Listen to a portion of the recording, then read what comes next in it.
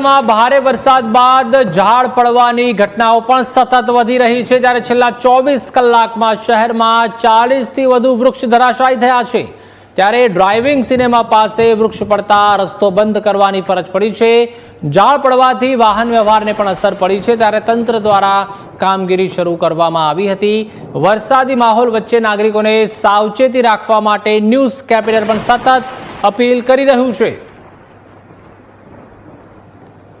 છેલ્લા 24 કલાકથી પડી રહેલા અવિરત વરસાદના કારણે અનેક ઝાડ પડવાની ઘટનાઓ જે છે તે સામે આવી છે। અમદાવાદ શહેરમાં છેલ્લા 24 કલાકમાં 40 જેટલા વૃક્ષો જે છે તે ધરાશાયી થયા છે।